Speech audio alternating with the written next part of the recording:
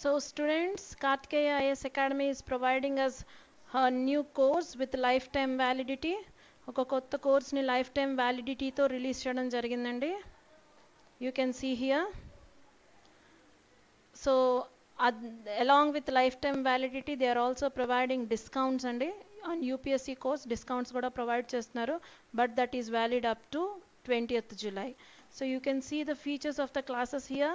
Live classes recorded single payment అయితే రెగ్యులర్గా 60,000 fees అండి, but with discounted 45,000కే కోర్స్ వస్తుంది. So you can grab this opportunity. Live classes with recorded EMI facility కూడా ఉందండి. So EMI అయితే per month 5,000 పడుతుంది. As this course is for 11 months, డిస్కౌంటెడ్గా 55,000కి వస్తుంది. రెగ్యులర్గా అయితే 60,000 అండి.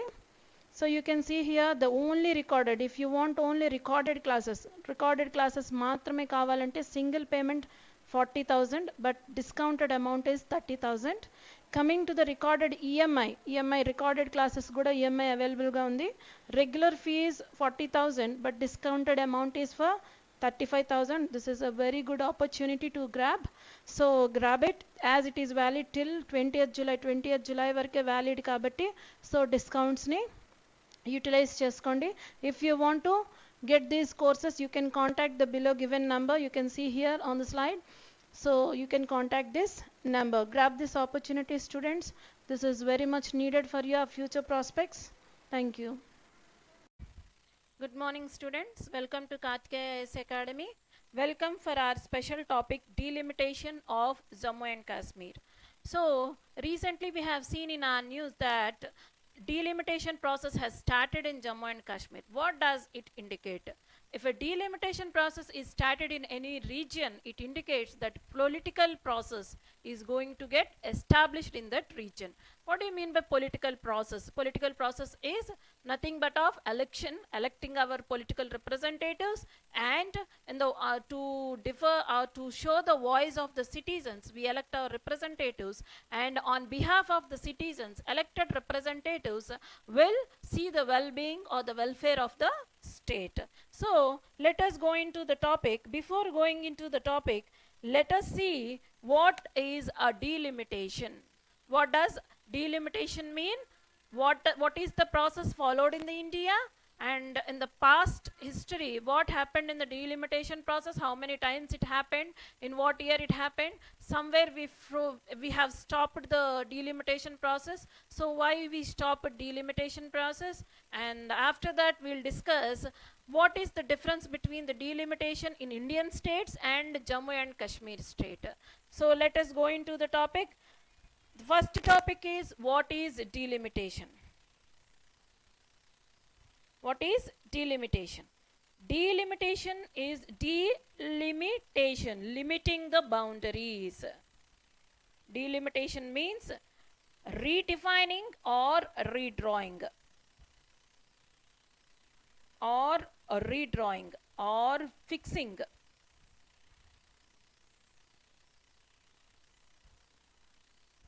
So this is a process of redefining, redrawing or fixing limits or boundaries to what? Territorial constituency. What do you mean by territorial constituency? It is a territory from where a representative is elected. The representative will get elected from a particular territory. That boundaries are redefined through a process called delimitation. అంటే delimitation ద్వారా ఒక టెరిటరీని ఒక రిప్రజెంటేటివ్కి ఇవ్వడం జరుగుతుంది. ఆ రిప్రజెంటేటివ్కి ఇచ్చిన territory నుంచి ఆ representative will get elected to the assembly or parliament. So అలా దానికి కావాల్సిన బౌండరీని ఎవరు తీస్తారు, ఆ ప్రాసెస్ని ఏమంటారు? ఆ ప్రాసెస్నే డీలిమిటేషన్ అంటారు. యాక్చువల్గా డీలిమిటేషన్ చేయాల్సిన అవసరం ఏంటి? ఈక్వల్ రిప్రజెంటేషన్,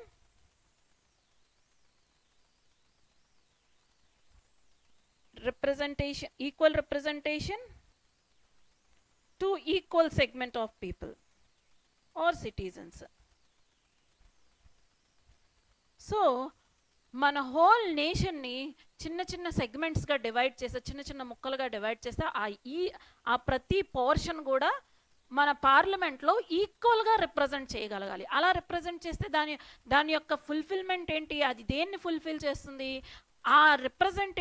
ఆ particular representative will represent whom, voice of that particular citizen in that territory. So ఆ టెరిటరీలో ఉన్న ఆ పర్టికులర్ నంబర్ ఆఫ్ సిటిజన్స్ యొక్క వాయిస్ని ఆ రిప్రజెంటేటివ్ రిప్రజెంట్ చేస్తాడు. కాబట్టి so every representative should have equal number of citizens in his territory. So అలా equal టెరిటరీగా divide చేసే ప్రాసెస్ని డీలిమిటేషన్ ప్రాసెస్ అంటాం. సరే, ఈ డీలిమిటేషన్ ప్రాసెస్కి కాన్స్టిట్యూషన్ యొక్క ప్రొవిజన్స్ ఏంటి, కాన్స్టిట్యూషనల్ ప్రొవిజన్స్ ఏంటి?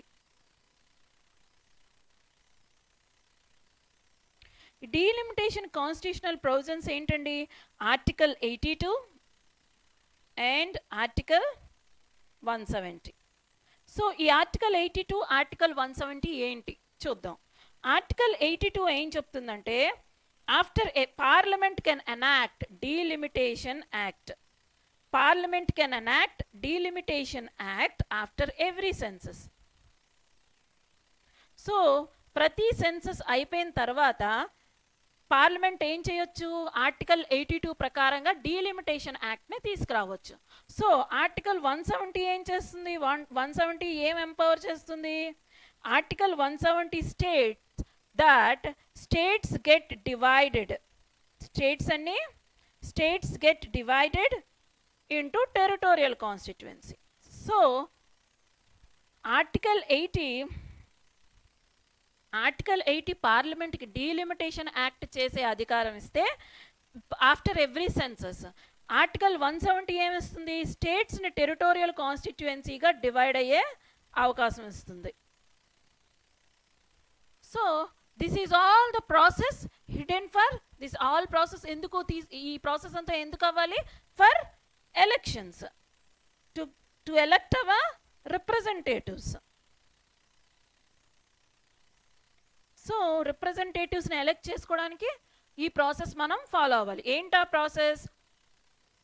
సెన్సస్ అయిపోగానే ఫర్ ఎవ్రీ 10 years సెన్సస్ అవుతుంది. సెన్సస్ కండక్ట్ అవ్వగానే ఇమీడియట్గా అండర్ ఆర్టికల్ 80 ప్రకారంగా సెన్సస్ అవ్వగానే డీలిమిటేషన్ యాక్ట్ని పార్లమెంట్ పాస్ చేస్తుంది. ఆ డీలిమిటేషన్ యాక్ట్ ప్రకారంగా స్టేట్స్ని ఏంటి, ఆర్టికల్ 170 ప్రకారంగా territorial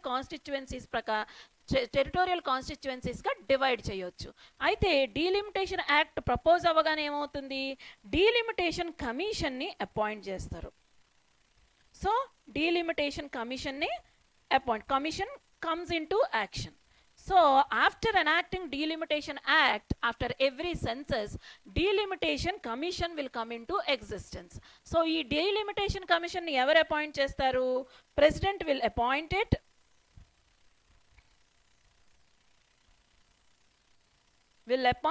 And they do their work in accordance or with the supervision or in accordance with the Election Commission of India. Election Commission of India తో పాటు ఈ delimitation commission అన్నది work చేస్తుంది. అలా ఎవరు అపాయింట్ చేస్తారు? ప్రెసిడెంట్ అపాయింట్ చేస్తారు. So ఈ డీలిమిటేషన్ కమిషన్ ఎప్పుడు ఎగ్జిస్టెన్స్లోకి వస్తుంది? ఒక్కసారి డీలిమిటేషన్ యాక్ట్ ఎనాక్ట్ అయిన తర్వాత. అయితే డీలిమిటేషన్ కమిషన్ యొక్క కాంపోజిషన్ ఏంటి? Retired supreme court judge,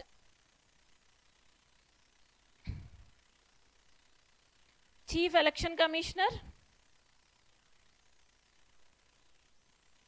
and Election Commissioner of States. So composition enti, retired Supreme Court Judge untaru, Chief Election Commissioner of India untaru, next Election Commissioner of states కూడా exist అవుతారు. So delimitation commission ఒకసారి వచ్చిన తర్వాత దాని president appoint అయ్యాక వీళ్ళందరూ chair అయ్యి they decide how to redraw or find or fix the boundaries or limits to the territorial constituency. అయితే we are speaking about equal representation to equal segment. So అదేంటో చూద్దాం. I'll give you an example that let us say that total we are having how many seats in our parliament in Lok Sabha? Parliament Lok Sabha lo manaki enni seats unnayi? Total of 550. So 550 MPs will get elected, or representatives will get elected to Parliament Lok Sabha. Lower house, parliaments lower house, Lok Sabha. So ఈ 550 మెంబర్స్కి territorial constituency యొక్క బౌండరీని ఎలా define చేయాలి అంటే, we take a total population. ఈ delimitation అన్న దేని మీద బేస్ చేసుకొని చేస్తారండి? Based on population, based on population size. So based on population size మనం డీలిమిటేషన్ ప్రాసెస్ని చేస్తాం. సో ఈ బేస్డ్ ఆన్ పాపులేషన్ సైజ్ ఎలా ఉంటుంది? If 550 MPs are representing in the lower house of the parliament, that is in Lok Sabha. లోక్సభలో 550 members represent చేస్తున్నారు. సో వాళ్ళు రిప్రజెంట్ చేసే వాళ్ళ యొక్క టెరిటోరియల్ కాన్స్టిట్యుయెన్సీ యొక్క పాపులేషన్ సైజ్ ఎలా ఉండాలి? మొత్తం అందరి 550 ఎంపీస్కి ఈక్వల్గా ఉండాలి. అంటే ఏం చేయాలి? Total population of India. This is a rough calculation. Total population of India by 550 seats. So అలా చేస్తే ఏమవుతుంది? You will get one territorial constituency. One territorial constituency. అంటే ఒక టెరిటోరియల్ కాన్స్టిట్యుయెన్సీలో ఉన్న పాపులేషన్ ఎంత అన్నది తెలుస్తుంది. సో ఆ విధంగా 550 ఎంపీస్ కూడా సేమ్ పాపులేషన్ రిప్రజెంట్ చేస్తారు కదా. అంటే there is no chance of favouritism. ఇక్కడ ఎక్కువ మంది పీపుల్ ఒక వాయిస్ని, 2 వాయిసెస్ని, తక్కువ మంది పీపుల్ అసలు వాయిస్ లేకుండా అలా లేదు, ఈక్వల్గా representation. So this is under the principle of article 14 equality. So it follows the principle of equality. ఈ డీలిమిటేషన్ అన్నది ప్రిన్సిపల్ ఆఫ్ ఈక్వాలిటీని ఫాలో చేస్తుంది. ఎలాగో అర్థమైంది కదా. టోటల్ కాన్స్టిట్యుయెన్సీస్లో ఉన్న పాపులేషను ఒక ఎంపీని, ఒక మెంబర్ ఆఫ్ పార్లమెంట్ని రిప్రజెంట్ చేస్తే ఎంత ఉంటుందో అలా ఎవ్రీ రిప్రజెంటేటివ్కి అంతే పాపులేషన్ సైజ్ ఉంటుంది. ఆ విధంగా డిమార్కెట్ చేయొచ్చు. Now let us see what happened, how many times delimitation commission has appointed. First delimitation commission appointed in 1952 after 1951 census. So 1951 census తర్వాత 1950లో 52లో అపాయింట్ అయింది. అప్పుడు మనం టెరిటోరియల్ కాన్స్టిట్యుయెన్సీస్ యొక్క బౌండరీస్ డిఫైన్ చేసాం. Later on till 1971 delimitation commission వచ్చింది. But after 1971 census 1972లో delimitation జరిగింది. We fixed that delimitation area. అలా freeze చేసాం. ఎందుకు ఫ్రీజ్ చేసాం? If you observe 1971 is called as, that period is called as population explosion. ఆ టైంలో population explosion చాలా ఎక్కువ ఉంది. So we call that 1971 period as a population explosion, sudden rise in the population size. So population size లో sudden rise వచ్చింది. So ఇప్పుడు sudden rise వచ్చేటప్పుడు ఆ కాన్స్టిట్యుయెన్సీలో ఏ బౌండరీలో వేసామో ఆ కాన్స్టిట్యుయెన్సీలో నెంబర్ ఆఫ్ ఓటర్స్ పెరిగే అవకాశం ఉంది కదా, ఉంటుంది. ఎందుకంటే పాపులేషన్ పెరిగింది కాబట్టి నెంబర్ ఆఫ్ ఓటర్స్ పెరుగుతారు. మేబీ ఆ పక్కనే ఉన్న టెరిటోరియల్ కాన్స్టిట్యుయెన్సీలో let us think this is A, this is territorial constituency A, this is B. Before 1971, let us think that ఇక్కడ ఒక 50,000 members ఉన్నారు voters. Here also you will find the same 50,000 voters. ఎందుకంటే equal representation ఉండాలి. But after 1971 ఏమైంది? Population explosion అయింది. Let us assume that ఇక్కడ population explosion జరిగి నీ పాపులేషన్ 1 lakh వెళ్ళింది. ఇక్కడ యాజ్ ఇట్ ఈజ్ ఉంది, కానీ పాపులేషన్ ఎక్స్ప్లోజన్ జరిగింది అన్నాడు, కొంచెం రైజ్ అయింది, 60,000 పాపులేషన్ రైజ్ అయింది. సో అలా రైజ్ అయ్యేటప్పుడు ఇక్కడుండే ఎంపీ ఎంతమందిని రిప్రజెంట్ చేస్తున్నాడు? 1 lakh మెంబర్స్ని, 1 lakh ఓటర్స్ని రిప్రజెంట్ చేస్తున్నాడు. మరి ఇక్కడుండే ఎంపీ కేవలం 60,000 మెంబర్స్నే రిప్రజెంట్ చేస్తారు. అప్పుడు ప్రిన్సిపల్ ఆఫ్ ఈక్వాలిటీ ఎగ్జిస్ట్ అయిందా? ఎగ్జిస్ట్ అవ్వలేదు. ఫర్ 1 lakh మెంబర్స్ ఒక్క ఎంపీ వాయిస్ వినిపిస్తే ఇక్కడ 60,000కి ఒక్కడే. సో 1 lakh ఇక్కడ, 60,000 ఎక్కడ? So almost double. According to it ఇక్కడ ఎంతమంది ఎంపీలు కావాలి? 2 కావాలి. సో అలా ఇలాంటి ఒక ప్రాబ్లం అరైజ్ అయింది due to population explosion. Okay, ఇంకొక ప్రాబ్లం ఏంటి ఇందులో? ఇంకొక ప్రాబ్లం ఏంటి?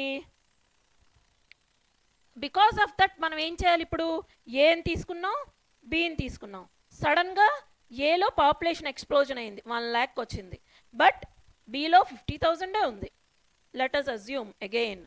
సో దీన్ని ఏం చేస్తాం? మళ్ళీ రీడిఫైన్ చేయాలి. ఏని. Let us assume this half as an A1, this as A2.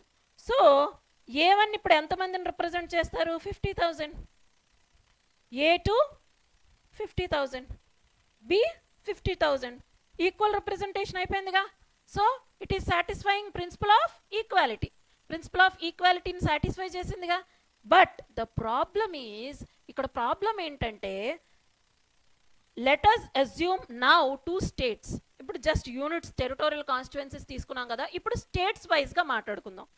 So let us assume a bigger state like UP. యూపీని అజ్యూమ్ చేసుకుందాం. As UP is bigger in both size, area wise and even population wise. So population పరంగా చూసుకున్నా, area wise చూసుకున్నా UP is the bigger state. So యూపీకి ఎన్ని MP seats ఉన్నాయండి? Total 80 MP seats ఉన్నాయి. So if we assume Andhra Pradesh, ఏపీని తీసుకుంటే ఏపీకి ఎన్ని? 25 సీట్స్. సో 1971 బిఫోర్ ఏమైంది? యూపీలో 80 సీట్స్ తీసుకుని టెరిటోరియల్ కాన్స్టిట్యుయెన్సీగా 80 టెరిటోరియల్ కాన్స్టిట్యుయెన్సీగా డివైడ్ చేసినప్పుడు ఈ కాన్స్టిట్యుయెన్సీలో ఉన్న population is equal to the constituency in the AP. ఏపీలో ఉన్న ఒక కాన్స్టిట్యుయెన్సీ తీసుకుంటే ఆ కాన్స్టిట్యుయెన్సీ యొక్క పాపులేషన్ ఈ పాపులేషన్తో ఈక్వల్. బట్ ఇది ఈక్వల్. కమింగ్ టు 1971లో ఏమైంది? పాపులేషన్ ఎక్స్ప్లోజన్ జరిగి యూపీలో పాపులేషన్ బీభత్సంగా పెరిగింది. బట్ ఏపీలో పెరగలేదు. ఎందుకు? సదరన్ స్టేట్స్లో ఫాలోడ్ పాపులేషన్ లిమిటింగ్ మెజర్స్. అంటే ఏపీలో ఏం చేశారు? మోస్ట్లీ సదరన్ స్టేట్స్లో పాపులేషన్ లిమిటింగ్ మెజర్స్ తీసుకున్నారు. సో పాపులేషన్ని కంట్రోల్ చేశారు. అలా పాపులేషన్ కంట్రోల్ చేస్తే ఇక్కడున్న సీట్స్ ఏమయ్యాయి? అలానే ఉండిపోయాయి. బట్ ఇక్కడ రిప్రజెంటేషన్ తగ్గిపోయింది, ఇక్కడ రిప్రజెంటేషన్, ఈ కాన్స్టిట్యుయెన్సీలో రిప్రజెంటేషన్ పెరిగిపోయింది. లైక్ వైజ్ ఇక్కడ 1 lakh అయిపోయింది అనుకుందాం, ఇక్కడ 50,000 ఉంది. Now what I should do?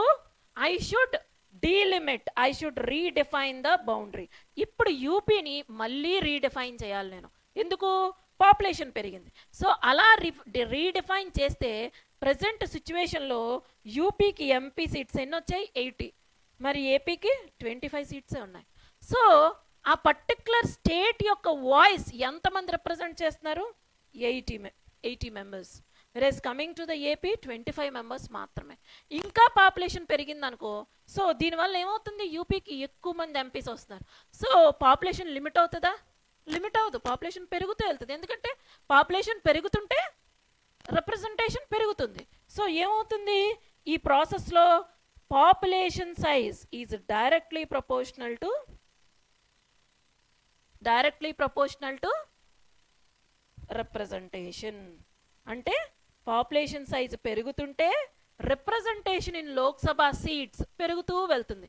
అప్పుడు ఏమవుతుంది? డామినేషన్ ఆఫ్ బిగ్గర్ స్టేట్స్ అయిపోతుంది దాన్ smaller states. So smaller states యొక్క వాయిస్ని ఏం చేస్తారు? తగ్గించేస్తారు, దాన్ని అణిచివేసేస్తారు. వేసి బిగ్గర్ స్టేట్స్ యొక్క వాయిస్ అనేది లోక్సభలో పెరిగిపోతుంది. అంటే Lok Sabha will get influenced by bigger states and large population states, bigger states and largely populated states. So largely populated states, bigger states యొక్క వాయిస్ అన్నది గట్టిగా వినిపిస్తుంది లోక్సభలో. ఎందుకంటే రిప్రజెంటేషన్ ఎక్కువ ఉంటుంది, సో వాళ్ళ డామినేషన్ ఎక్కువ ఉంటుంది. So Lok Sabha runs according to this bigger states. అలా కాకుండా స్మాలర్ స్టేట్స్ వాయిస్ ఏమైపోతుంది? వినిపించదు. సో ఇటువంటి మళ్ళీ ఇక్కడ కూడా ప్రిన్సిపల్ ఆఫ్ ఈక్వాలిటీ డిసీవ్ అయ్యింది కదా. So principle of equality deceive అవ్వకుండా ఉండడానికి మనం ఏం చేసామంటే 42nd కాన్స్టిట్యూషనల్ అమెండ్మెంట్ తీసుకొచ్చాం. 42nd constitutional amendment act. ఈ 42nd కాన్స్టిట్యూషనల్ అమెండ్మెంట్ యాక్ట్ 1976లో తీసుకొచ్చి 2000 వరకు ఫ్రీజ్ చేస్తాం. Freeze the territorial constituency.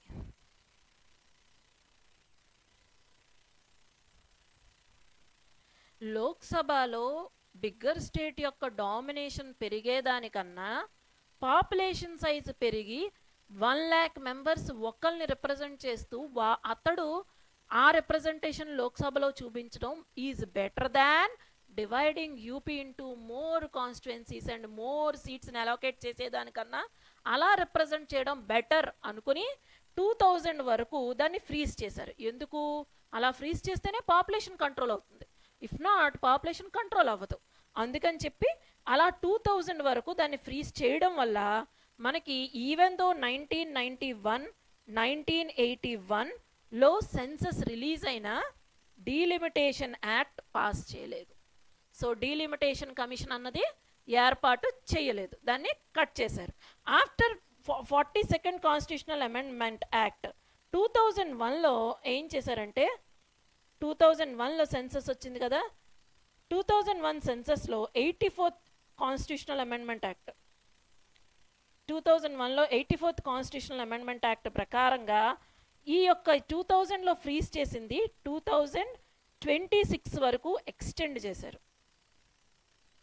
But ఏం చేశారు, దీన్ని ఏం చేశారు 87th కాన్స్టిట్యూషనల్ అమెండ్మెంట్, దీన్ని according to 1971 census. Even though ఈ సెన్సస్లో ఏర్పాటు చేసినా ఈ సెన్సస్ జరిగినా దీని నెంబర్ని కన్సిడర్ చేయకుండా 1971 సెన్సస్ ప్రకారంగా పాపులేషన్ ఏదైతే ఉందో దాని ప్రకారంగానే సీట్స్ని 2026 వరకు ఫ్రీజ్ చేస్తారు. సో పాపులేషన్ ఎంత పెరిగినా యూపీకి 80 సీట్సే ఉంటాయి, పెరగవు. రిప్రజెంటేషన్ చేంజ్ అయింది కానీ అలాగే ఉంటుంది. ఏం చేస్తారు, స్టేట్లో దాన్ని రీడిఫైన్ చేస్తారు. కానీ 87th కాన్స్టిట్యూషనల్ అమెండ్మెంట్ యాక్ట్ 2003లో ఏం చేసింది, 2001 సెన్సస్ ప్రకారంగా రీడిఫైన్ చేశారు. డీలిమిటేషన్ కమిషన్ అవ్వలేదు, 2001 సెన్సస్ ప్రకారంగా ఇప్పుడు అప్పటి వరకు 1971 ప్రకారంగా ఫ్రీజ్ చేశాం కదా, సీట్స్ని మాత్రం ఫ్రీజ్ చేస్తారు. అంటే ఏంటి, 550 Lok Sabha seats in which 2 are nominated, Anglo ఇండియన్స్కి ఇస్తాం కదా 2, సో ఆ 2 వదిలేసి 548 సీట్స్ అన్నవి ఫిక్స్డ్, దాన్ని ఫిక్స్ చేస్తారు. దాన్ని పెంచడానికి వీలు లేదు. మరి ఏం చేయాలి, ఈక్వాలిటీ, ప్రిన్సిపల్ ఆఫ్ ఈక్వాలిటీ తేవాలంటే ఏం చేయాలి, 2001 వరకు 1971 సెన్సస్ని యూజ్ చేశారు. కానీ 2003 తర్వాత ఏం చెప్పింది 87th constitutional amendment act, 2001 census ప్రకారంగా రీడిఫైన్ చేసుకోండి. సో మళ్ళీ మన డీలిమిటేషన్ అన్నది ఎప్పుడు వచ్చింది, 2001లో వచ్చింది. 2000లో వచ్చి రీడిఫైన్ చేసుకున్నారు. అకార్డింగ్ టు 2001 సెన్సస్ ప్రకారంగా మళ్ళీ దాన్ని రీడిఫైన్ చేశారు. కానీ ఏం చేశారు, సీట్స్ అన్నది మాత్రం ఫిక్స్ చేశారు. సో రీడిఫైన్ చేసేటప్పుడు ఏమవుతుంది, లోవర్ స్టేట్స్లో ఎక్కువ పాపులేషన్ని ఒక సీటే రిప్రజెంట్ చేస్తుంది. సో ఈ విధంగా ప్రిన్సిపల్ ఆఫ్ ఈక్వాలిటీని ఎస్టాబ్లిష్ చేశారు. This is all about how delimitation works. So coming to delimitation of Jammu and Kashmir.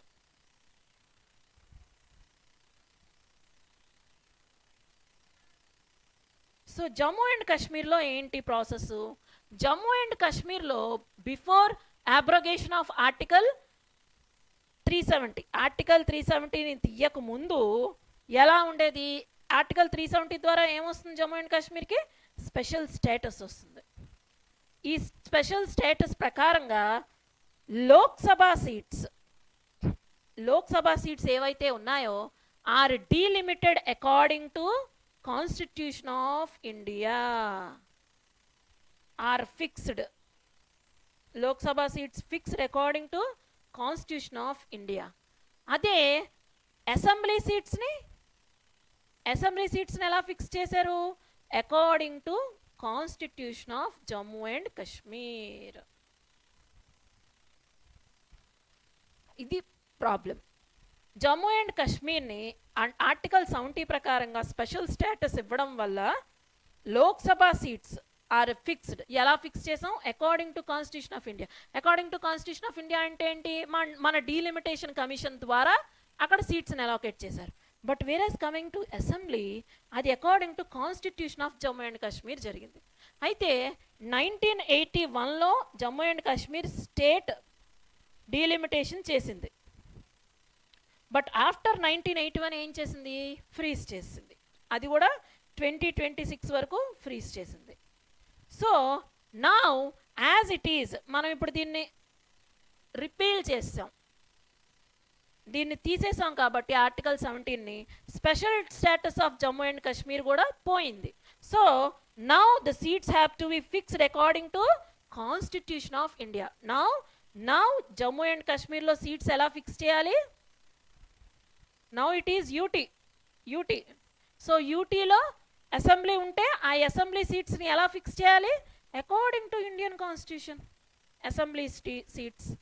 So ఈ యూటీ యొక్క assembly seats according to Indian constitution fix చేయాలి కదా. So that's why again now delimitation కమిషన్ని form చేశారు.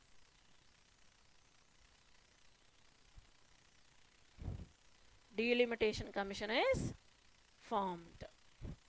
So ఇలా form అయితే, delimitation commission form చేసి political ప్రాసెస్లోకి జమ్మూ అండ్ కాశ్మీర్ ఎంటర్ అయితే ఏమవుతుంది? Representation of Jammu and Kashmir people will increase. So జనరల్గా Jammu and Kashmir people special status ఉండడం వల్ల మన మెయిన్ ల్యాండ్ నుంచి కట్ అయిపోతున్నారు. ఏ విధంగా? చాలా they are facing so much of రేసిజంని face చేస్తున్నారు. సో అటువంటి యాజ్ 317 తీస్తాం కాబట్టి now it is the integral part of మెయిన్ల్యాండ్లో part అయిపోయింది. So if we start the political process through delimitation, political ప్రాసెస్ని start చేసామనుకో, representation of voice of Jammu and Kashmir citizens will happen. So Jammu and Kashmir people యొక్క voice కూడా we can hear in Lok Sabha. So అలా here అయ్యేటప్పుడు we come to know what the Jammu and Kashmir citizens are facing, and even citizens will get government benefits, aids, గానీ AIDS గానీ government నుంచి సిటిజన్స్కి political process ద్వారా allocate అవుతాయి. This is what the delimitation of Jammu and Kashmir. So this is the problem. At present, it is been under the justice, retired Supreme Court justice is the Supreme Court judge will be the head of commission. So let us see. This is what the delimitation process in the Jammu and Kashmir. You can see here delimitation process is happening only to the Jammu and Kashmir region. ఈ రీజియన్కి మాత్రమే delimitation process చేస్తున్నారు.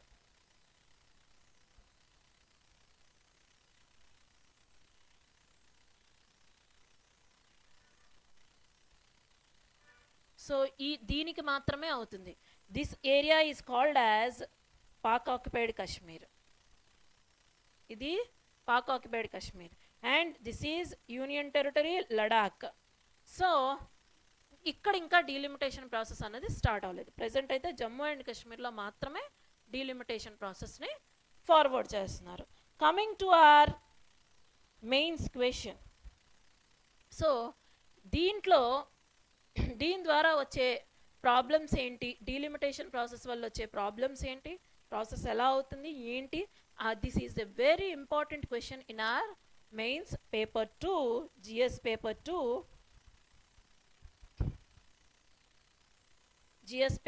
Polity and governance ప్రకారంగా ఇది చాలా important topic అండి. So let us see how the mains question will be there.